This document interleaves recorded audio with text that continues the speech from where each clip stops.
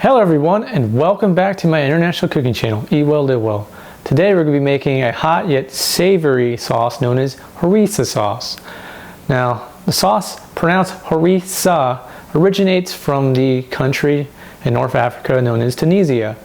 And sometime afterwards it was introduced into neighboring countries, Libya and Algeria, and eventually made its way all around the world as it is today. So what can we use harissa sauce for exactly? Well, we can use it as a sandwich spread for our favorite type of ham and cheese sandwich or any type of sandwich we like to make.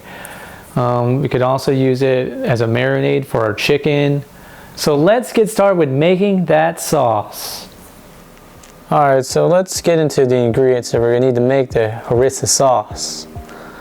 First off, we're going to need 2 red bell peppers, which we'll roast in the oven. Next, we're going to need at least 1 jalapeno that we're going to cook in some boiling water, 1 lime, garlic, which is about 4 cloves.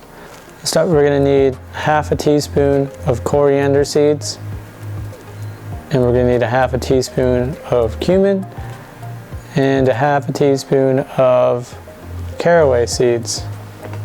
The next set of seasonings, we're going to need half a teaspoon of smoked paprika, half a teaspoon of dried mint, and a whole teaspoon of salt, and a tablespoon of apple cider vinegar. Lastly, we're going to need 3 tablespoons of olive oil and some cilantro to cool down the sauce. First, we're going to take our 2 red bell peppers and cut them in half, like below.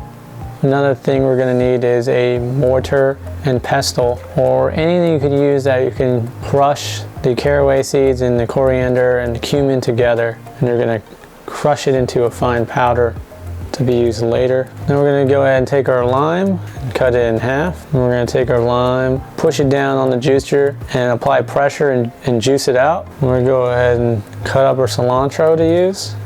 Next, we're going to take our 4 cloves of garlic and roughly chop them up. Next, we're going to take a medium-sized baking sheet and surround it with aluminum foil. Then we're going to take the red bell peppers that we cut in half earlier and place them face down onto the baking sheet like I'm doing right here before we put them in the oven.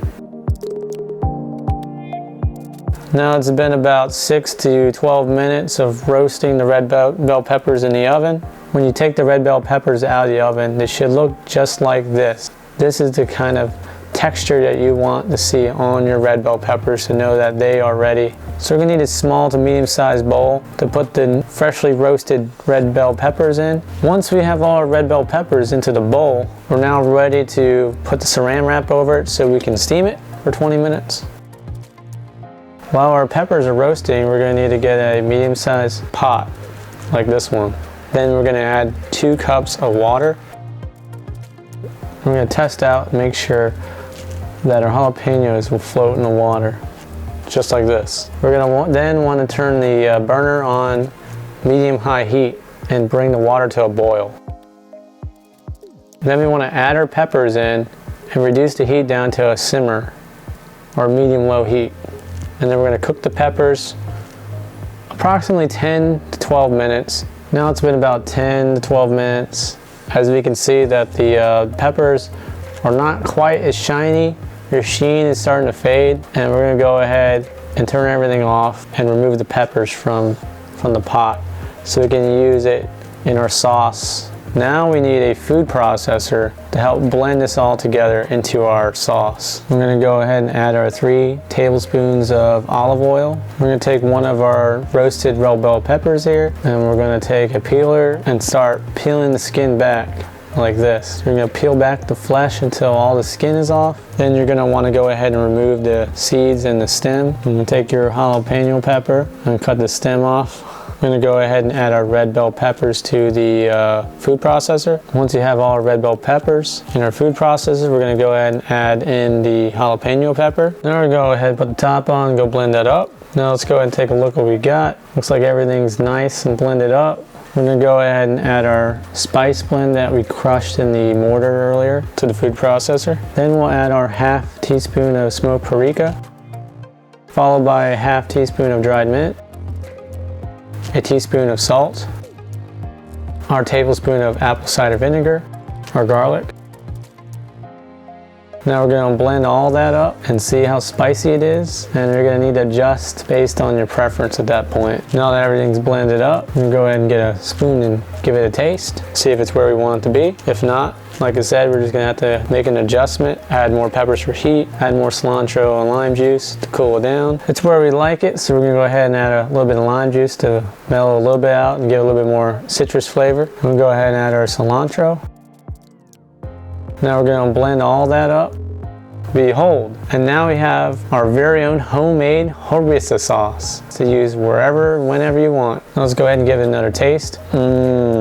That's pretty good. I think it's ready for use, guys. So you can store this sauce in your refrigerator for about 2 weeks to about a month. I would say no more than a month and a half. Well, that concludes our culinary journey for the day, and I hope you enjoyed making harissa sauce as much as we did. If you're interested in making a chicken dish with the harissa sauce, I have a harissa honey chicken recipe in a link above me you can check out. And please let me know what you think about it. If you end up making the dish and enjoy it, hit the like and subscribe button along with hitting the bell button after subscription to receive up-to-date notifications of when we will upload new cooking videos, which will be generally once a week. Additionally, tell us how much you enjoyed the dish and if you've made any experimentation adjustments yourselves by leaving a comment below. Also include any alternative versions of the dish that you may have experienced and like to share with us in the community. We would love to hear about it. Now until next time, eat well, live well, and we'll see you in our next culinary journey. Bye for now.